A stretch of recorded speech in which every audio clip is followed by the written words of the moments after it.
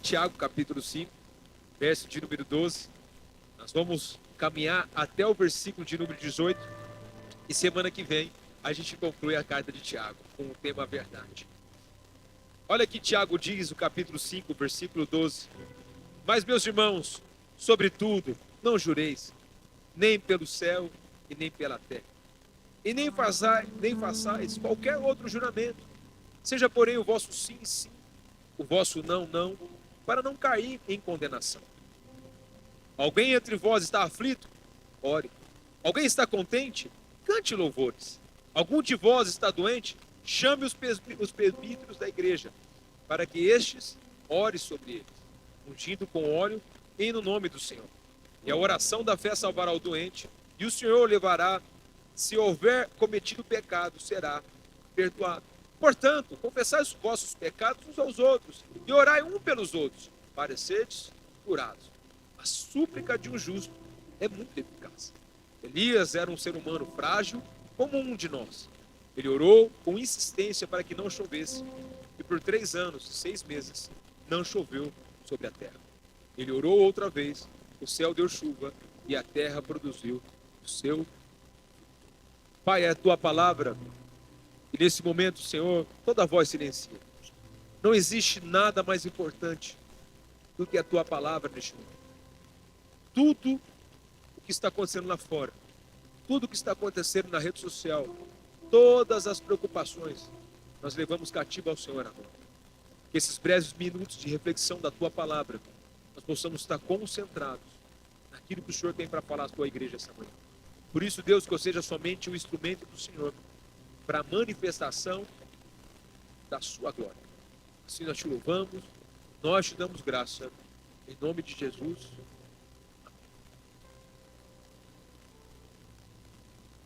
A oração é um mistério. Orar é algo que ofende a gente, porque todos nós estamos na escola da oração. Semana passada eu citei um livro aqui sobre oração e jejum.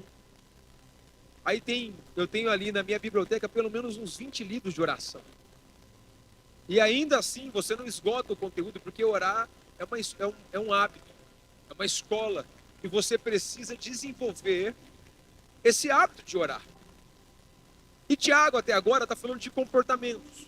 Tiago está falando de como a gente deve se posicionar diante do cenário da vida. Como que você se posiciona diante da preocupação?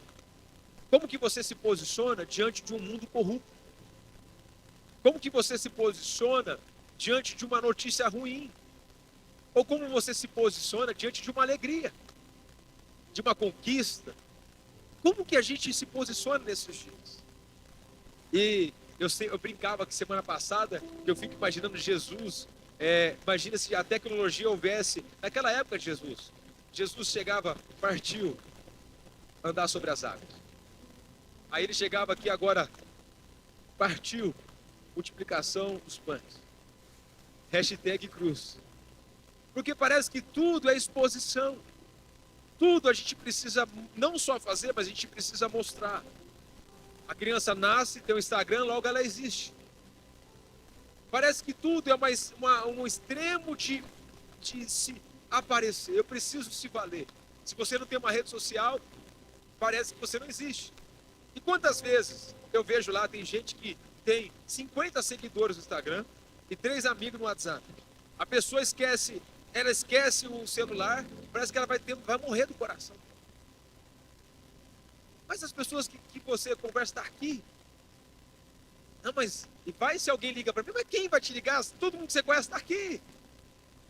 Então parece que a gente é tão viciado na comunicação, na rede social, que não dá para imaginar que há 10, 15 anos atrás existia orelhão. Há 20 anos atrás eu pegava fila para telefonar, ainda o celular não era tão assim. Eu jogava futebol, a gente tinha que colocar no clube horário para telefonar. Então das 6 às 10 horas tinha um horário. Cada um tinha 20 minutos para ligar. E aí você raspava o cartãozinho de telefone e apertava o 0 para não comer o crédito do cartão. E você conseguia falar meia hora. E a vida dura de jogador de futebol não recebe, você acha que é fácil? Quantas vezes? Então, imagina que não acontecia. Você tinha a internet que era de pulso, lembra? Você abriu a foto e demorava 3 dias. E aí, o que isso muda? Muda porque agora a tecnologia, se você vai na Coreia, você navega em 1 terabyte. A gente nem sabe o que é isso. Qual que é o problema da revolução tecnológica? Qual é o problema da revolução da área da comunicação? O problema é a gente achar que Deus é do mesmo jeito. O problema não é a gente trabalhar assim. O problema não é a gente viver assim. O problema não é a gente andar assim. Qual é o problema? A gente achar que Deus é assim. Esse é o problema. O problema é a gente achar que a gente, eu orei e Deus vai me responder. Meus irmãos, deixa eu dizer algo para você. As orações mais rápidas respondidas na Bíblia levou 7 anos. Entre um capítulo e outro, a gente não sabe as lacunas que tem para o fato acontecer. E a gente acha, porque deu 3 pulinhos na onda, deu uma rodadinha, e que vai sair piripipim e vai dar tudo certo. Não. Leva tempo, porque precisa ter perseverança. A gente precisa focar e continuar. E orar é repetição. Todo dia você repete. Ai, pastor, mas é entediante. Não é não. É para condicionar a sua. Então orar é algo que para nós, pastor, mas qual que é o segredo? Qual que é a chave? O segredo, meu irmão, é orar. Quanto tempo? Não sei. Quantas horas? Não sei. Você vai ter que decidir. Então o Tiago está ensinando essa igreja, diante de todo o cenário que ela enfrenta, de tudo que ela passa, pelas preocupações, pela ansiedade, ele está ensinando algo. E aí a gente coloca aqui com o princípio. Olha o que diz o versículo 12. Meus irmãos, sobretudo, não jureis. Olha lá que interessante. Quem aqui nunca? Eu juro que nunca mais faço isso. Olha lá. Então aqui, ó, olha que interessante. Eu juro. Não vou fazer mais isso. Eu prometo. Aí depois, vou fazer um confessionário aqui. Você jurou, não passou um dia, você estava fazendo aquilo que você prometeu. Vamos confessar? Levanta a mão aqui, ó. Vamos lá, gente. Eu sou também, eu estou falando de mim. Todos nós, quem não? Então, quer dizer, o Senhor já coloca, Tiago está colocando em ordem, que a gente não pode jurar. Por que a gente jura? E a gente jura, dizendo, não, eu não faço mais isso, eu prometo. Meu irmão, a gente não pode prometer algo que a gente não pode cumprir. A gente não pode prometer algo que a gente não vai fazer. Porque a gente é humano. E o humano tem limitações. E aí a gente promete, eu prometo que nunca mais vou fazer isso. Só dessa vez. Aí acontece, você faz uma coisa errada. Aí você fala, Deus me perdoe, não me castigue. Se eu passar disso, eu prometo que eu vou fazer isso. Aí você passa pela fase, quando você vai ver, você está fazendo tudo a mesma coisa. Eu lembro disso na Copa de 98. Um mês antes, ou um mês antes mais ou menos, eu caí de moto, tive um acidente de moto muito sério. Eu quase vim a óbito. Eu caí na pista, o carro, um amigo meu vinha com o carro atrás, ele quase passou por cima da minha cabeça. Eu jogava futebol na ponte ainda, uma situação complicada. Meu pé enroscou no pneu da moto. E aí o cara conseguiu desviar o carro. Eu vi o carro vindo na minha cabeça e ele conseguiu desviar. Eu sei que foi uma situação complexa. Eu falei assim, ó, eu prometo que eu nunca mais vou andar de moto. Saí desse cenário, tive que contar a história na ponte, tudo mais. O Brasil pegou a Holanda. Para mim foi um dos melhores jogos que eu já vi. Ronaldo deitou e rolou, o Brasil ganhou nos pênaltis da Holanda na semifinal. Para mim foi a final da Copa, foi aquela lá. Festa na cidade. Norte e Sul pegando fogo. Eu tava como? Com o pé enfaixado, andando de quê? De moto. Acelerando nos corredores. Não tinha um mês que eu tinha caído de moto. Ou seja, nós somos impostores toda hora.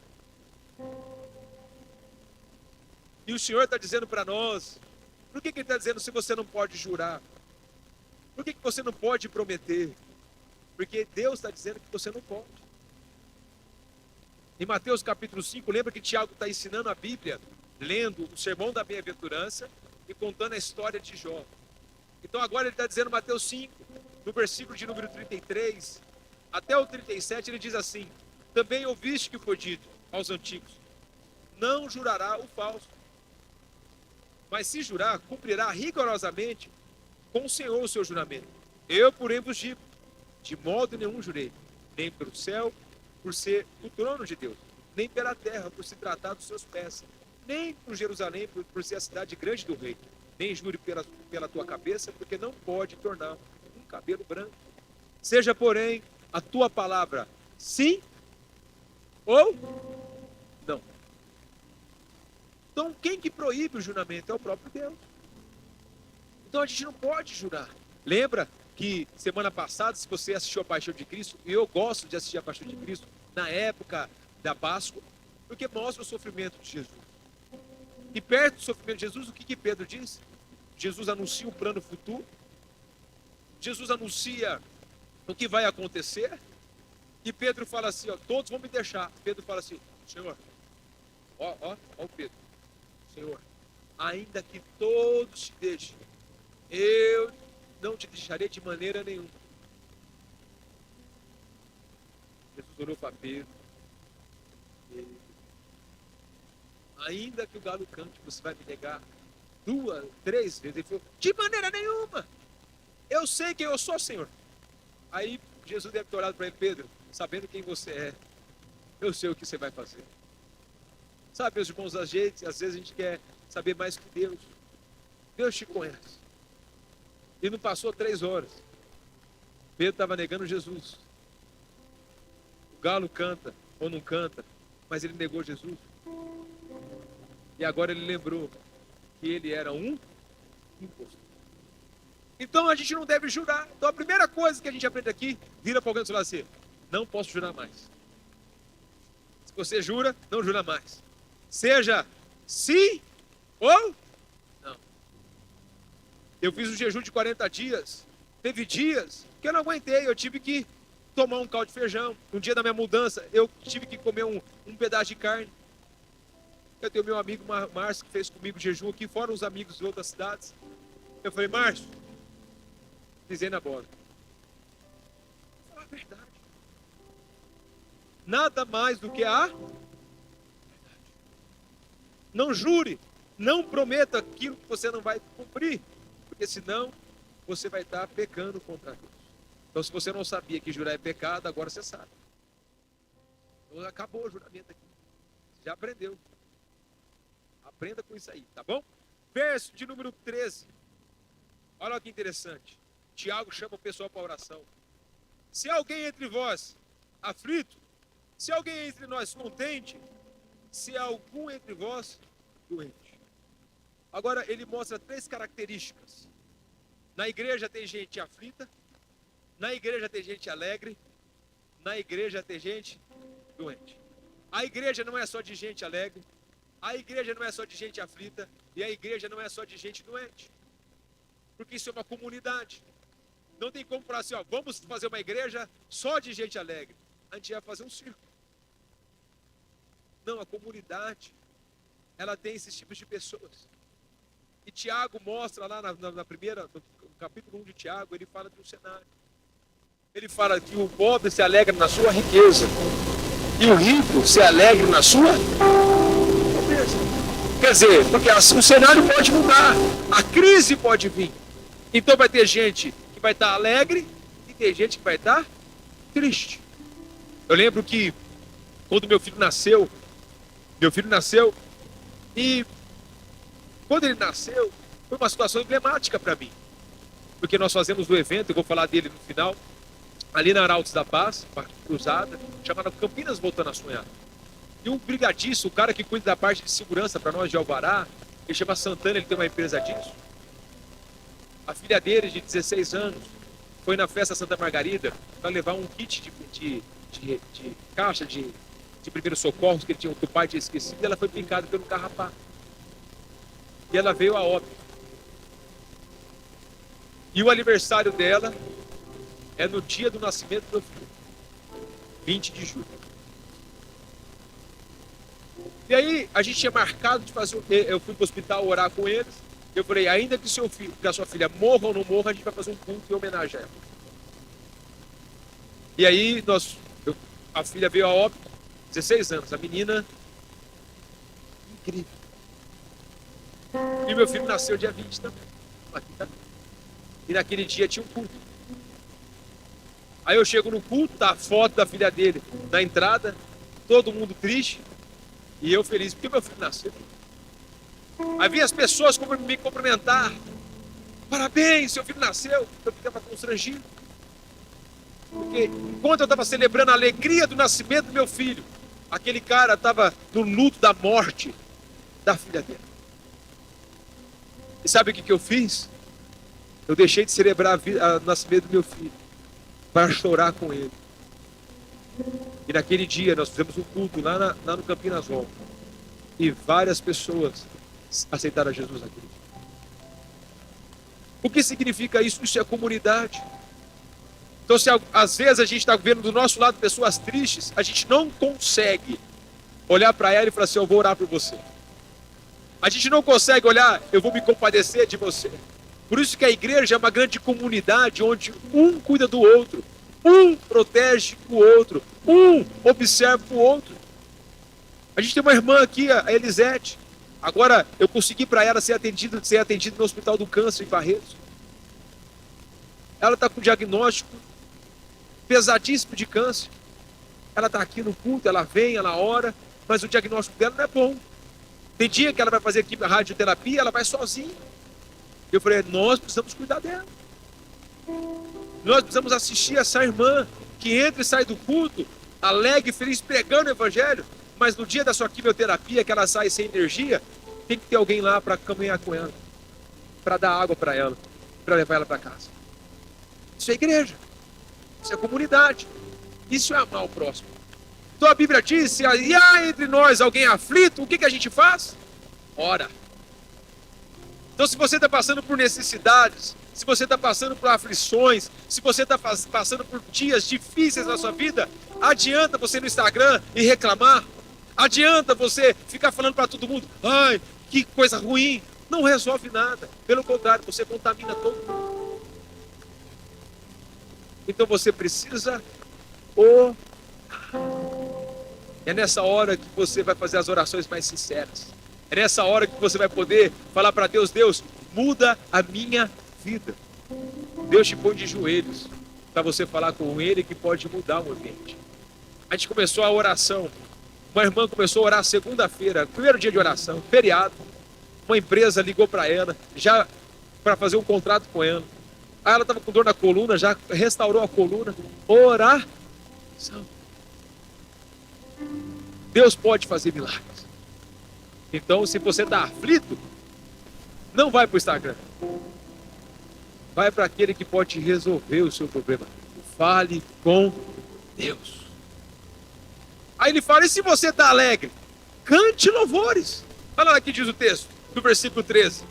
Se você está alegre, cante louvores. Aí você põe no louvor, canta. Se você canta mal, canta sozinho. Eu canto sozinho. Eu vou no carro daqui para lá cantando. Se minha filha dá, ela faz assim, ó. Porque eu canto mal. Mas se eu estou sozinho, eu não quero nem saber. Eu vou cantar. Eu canto as músicas da Cassiane, eu vou de Cassiane, as músicas mais worship do mundo. Mas eu vou, crente, está firme no Senhor, ele passa pela prova cantando no mundo. O inimigo se levanta, mas tem que cair. O crente leva a cruz, mas leva até o fim. E vambora. E vambora. Cantando, adorando, a gente não canta. Aí eu vejo o pessoal, gente, com todo respeito. Aí o pessoal, eu lembro até hoje, saí do acampamento, teve o show da Sandy Júnior lá no Parque Antártico. Teve gente que fez acampamento para cantar as músicas de criança e chorar. Sofrência. Você quer ver o povo chorar? É cantar a sofrência. Cantou a sofrência, o povo chora. Não, mas cantar com alegria. A música é para nos alegrar. Então, se você está alegre, cante louvores. A igreja precisa avançar. E aí ele coloca um outro cenário. Qual é o cenário? Se alguém está doente, Agora tem alguém que está enfermo. Esses dias eu fui no hospital orar por uma irmã. Aqui o Júlio, que é o gerente da loja aqui da TBS, a mãe dele está acamada na PUC. Eu fui lá orar com ela. Peguei o carro, fui lá na PUC. Cheguei lá, orei com ela. Ela falou, pastor, você veio? Vi. Ela falou assim, eu falei pro Júlio para você ir lá em casa tomar um café. Eu falei, então a senhora melhora para eu ir na sua casa tomar um café. Eu quero um café. Ai, obrigado, pastor, orando. Eu falei, mas eu quero que a senhora vá na igreja também para a gente tomar um café lá. Eu vou sim, assim para melhorar. Porque a gente está orando com ela.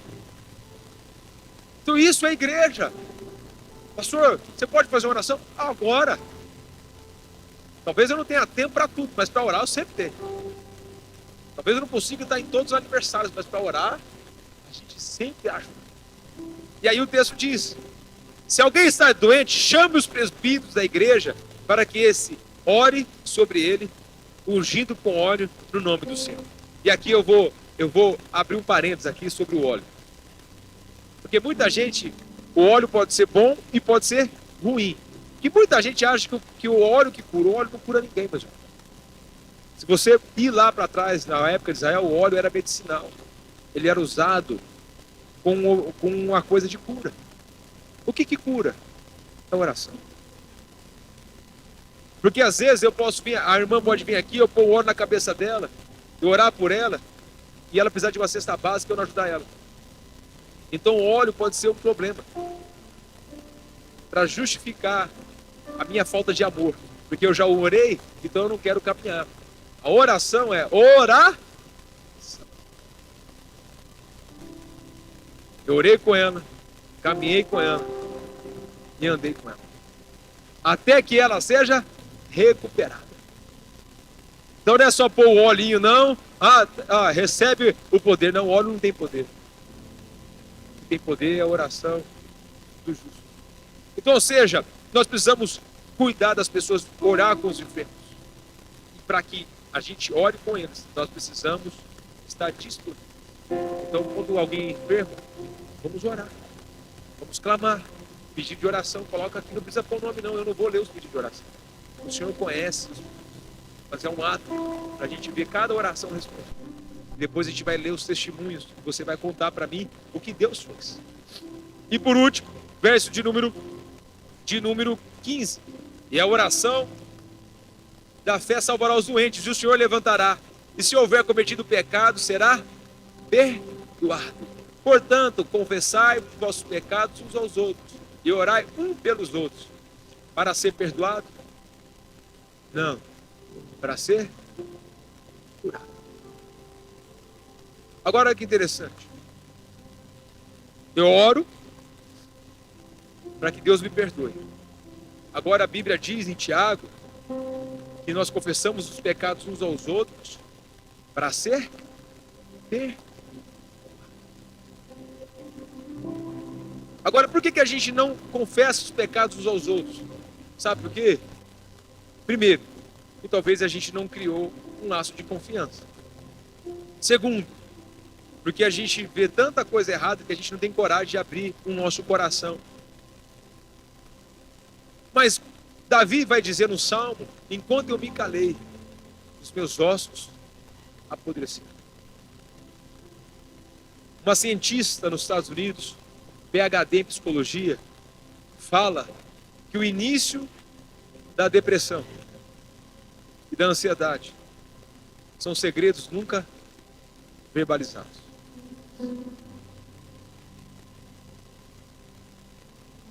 Aí a Bíblia diz, confessar os pecados uns aos outros, não para ser perdoado, porque quem perdoa é Deus, mas para ser curado. Do quê? Da alma. Então eu olho para a Bíblia e eu vejo que quando a gente oculta quem a gente é, a gente não fala da verdade que está aqui dentro, a gente não verbaliza, a gente tem nem coragem de verbalizar o que está aqui dentro. A gente não é o que a gente posta, a gente não é o que a gente fala, você é o que você faz em segredo. Porque se você tem segredos que você não pode falar, tem uma coisa muito errada. E isso gera condenação. E tem muita gente doente na igreja, muita gente ferida na igreja, porque tem dois tipos de vida, uma vida social e uma vida pessoal. Tem gente que na igreja entra aqui perfumada, arrumada, canta louvores, mas sai dali e não consegue perdoar. Mas o Senhor diz, depois da bem-aventurança, se você não perdoa, eu também não te perdoo. À medida que você mede, eu também vou te medir. Agora, olha que interessante. Como que eu posso dizer que eu tenho um relacionamento com Deus e eu tenho um ódio? Como que eu posso dizer que eu amo a Ele e amo o próximo, mas eu não consigo perdoar o meu irmão? Tem um contrassenso aqui. Então a Bíblia diz que a gente precisa confessar nossos pecados uns aos outros, procurar pessoas de confiança. Meu pastor que estava aqui ontem, a cada 2, 3 meses eu sento com ele. Minhas preocupações são essas. Meus anseios são esses. Eu tenho medo. Preciso dar mais tempo para minha família. Eu conto tudo para ele. Tem um amigo mais próximo, que é o Davi Lago, que é meu irmão. Eu vou para São Paulo. Sento com ele, falo, Davi, esses são os meus dilemas, vamos orar junto. A gente é parceiro de oração. Quer dizer, eu tenho gente que me cobre. Eu presto conta, porque eu não sou senhor de mim mesmo. Isso me protege de quem?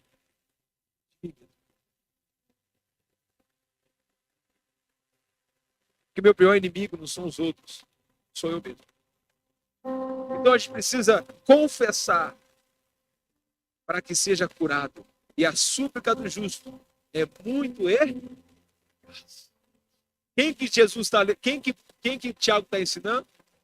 Jó. Abra comigo Jó 42. A gente está caminhando para o final. Jó 42. Os amigos de Jó julgaram Jó. Falaram que Jó tinha um pecado. Falaram tantas coisas de Jó. E Deus agora vai repreender Jó. Vai repreender os amigos dele. Jó passou por uma luta na vida que nenhum ser humano aqui já passou. E a única coisa que Jó queria saber é o que nós sabemos, o final. Imagina, Jó perdeu tudo. E os amigos de Jó estão dizendo para Jó, você perdeu tudo, porque tem um pecado oculto aí. Aí Deus ficou furioso. Porque Jó não perdeu tudo por causa do pecado. E muitas vezes a gente chega na igreja e acha, estou passando por luta porque eu fiz uma coisa errada. Vamos aqui. Quem aqui já não viu coisa errada, aconteceu alguma coisa na sua vida errada, e você pensou assim, Deus está me castigando? Levanta a mão. Seja honesto. Vou tirar isso da sua cabeça agora. Deus castiga. Ele não é Deus. Deus é todo amoroso. Deus é todo amor. A gente confunde consequência com castigo. Vou dar um exemplo. Você vai lá, pega o seu cartão de crédito e vai no shopping. Aí você vai no corredor, parece que é marca ponto. De loja em loja você vai marcando um ponto. E vai passando lá. E o cartãozinho ele ama, você vai aprovando. Ó, coisa maravilhosa. Você nem sente, não dói. Ó, enquanto é limite, ó. Ô, coisa boa, como meu cartão é bom. É Black, é Infinity. Ó, só vai. E vai indo. Ó, que coisa maravilhosa. Aí, dia 15 chega a fatura. Você fala, meu Deus. Deus está me castigando. Não, meu irmão. Você gastou, você tem que pagar. Isso é consequência. E muitas vezes a gente acha isso com Deus. Se eu mentir para alguém, a pessoa pegou a minha mentira, eu quebrei a confiança com ela. O que eu vou perder dela? Confiança. Simples assim. Não é castigo, é confiança. Então a gente confunde muito. E a Bíblia diz, o plantio é livre, mas a colheita é obrigatória. Então tudo que você plantou, você vai colher. Certeza, de bem ou de mal. De Deus ninguém escapa. Então é bênção. Olha o que diz Jó 42, verso de número 10. Depois do Jó intercedeu pelos seus amigos, e o Senhor livrou, ele deu em dobro o que possuía antes. Então todos os seus irmãos, todas as suas irmãs e todos que antes conhecia foram visitá-lo e comeram com ele uma refeição em sua casa. E ele se compadeceu deles e o consolaram de toda a desgraça que o Senhor lhe tinha enviado. Cada um deles deu uma quantia em dinheiro e um pendente de ouro. Assim o Senhor abençoou os últimos estados de Jó, mais do que o primeiro. Pois Jó chegou a ter 14.000 ovelhas, 6.000 camelos, 1.000 juntas de boi e 1.000 jumentas. Também teve 7 filhos, 3 filhas, e a primeira filha chamou de Gemina. Verso 16. Depois disso, Jó viveu 140 anos e viu seus filhos e descendentes dele até a 4ª geração. Jó agora intercede pelos seus amigos. Deus muda a sorte de Jó. E Deus agora restitui tudo que Jó perdeu.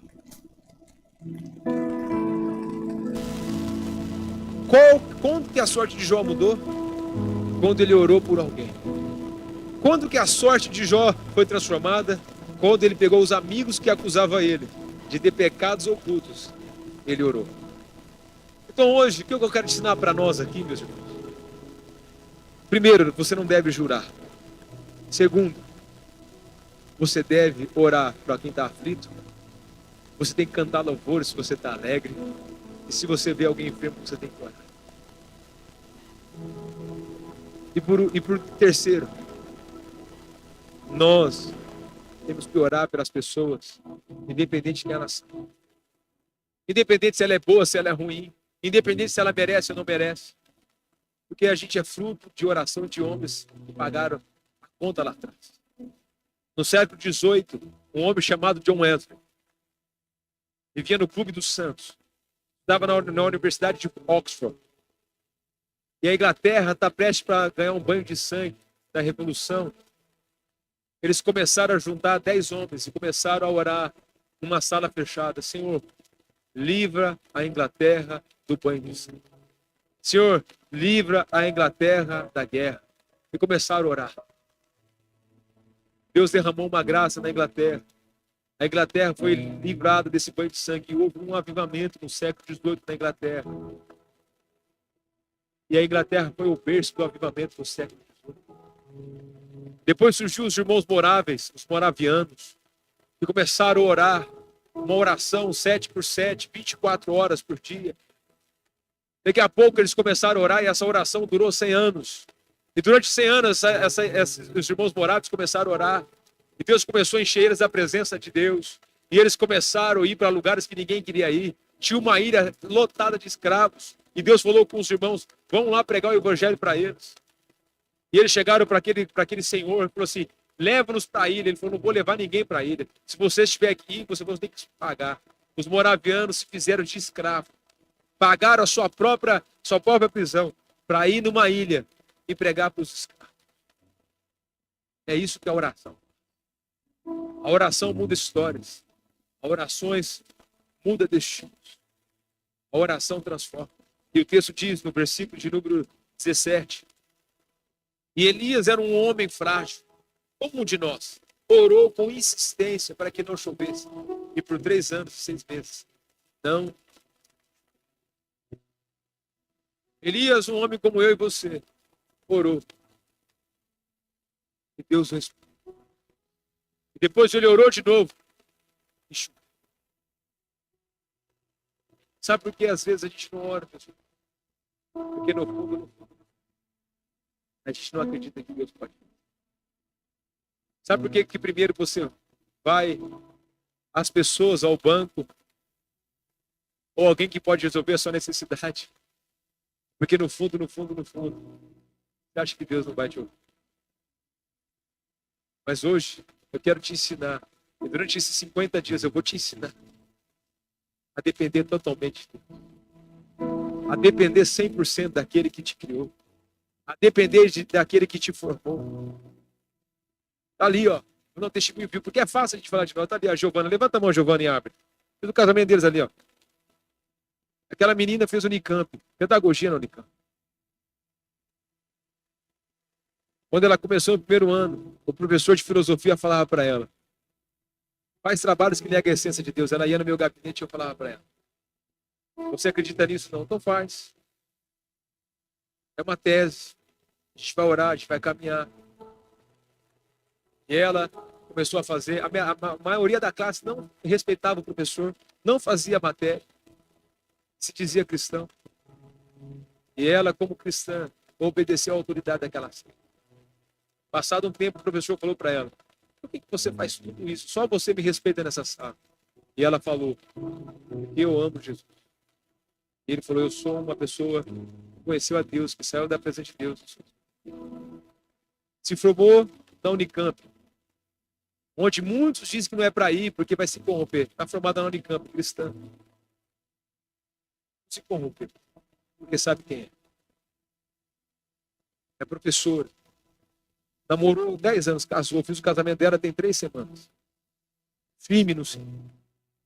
Contra tudo e contra todos. Começou a trabalhar no colégio particular, falou: não é o meu chamado. Foi lá para um colégio lá na periferia. E está lá servindo, porque é o chamado. 25. É possível. É possível.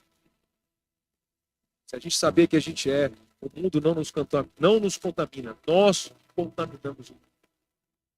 O problema é que a gente se esconde atrás de uma doutrina ou de uma igreja e se torna um religioso. O pior crente que existe, a pior pessoa que existe é o religioso. Porque é um lobo disfarçado de ovelha. E vem na igreja, sai da igreja, mas não tem efeito. Então hoje, meu irmão, Deus está te chamando para ser crente de verdade. Crente de verdade. E dá testemunho. Que não aponta dedo, mas aponta destino. Que não aponta passado, mas aponta futuro. Que não aponta pecado, mas aponta cura. Que não aponta erros, mas aponta destino. Deus está te chamando para ser um profeta dessa geração. Deus está chamando você para ser alguém que vai saquear o inferno e que vai mudar a história de muita gente. Mas para isso você tem que aprender a orar. Orar. Orar. E amar o Senhor de todo o seu coração. Aí você pode brincar, você vai jogar bola para a glória de Deus. Vai jogar beach tennis para a glória de Deus. Você vai fazer tudo para a glória de Deus. Vai pescar para a glória de Deus. Aí você não pega o peixe assim e aumenta ele não. Você pega o peixe desse tamanho, é esse aqui. Mas a comunhão foi maravilhosa. Porque tem uns irmãos que pegam um peixe assim, em 3 semanas o peixe já virou o tamanho desse auditório aqui. Não, você vai falar a verdade. Por quê? Porque não é o peixe, é a comunhão. Não é o peixe, é a comunhão.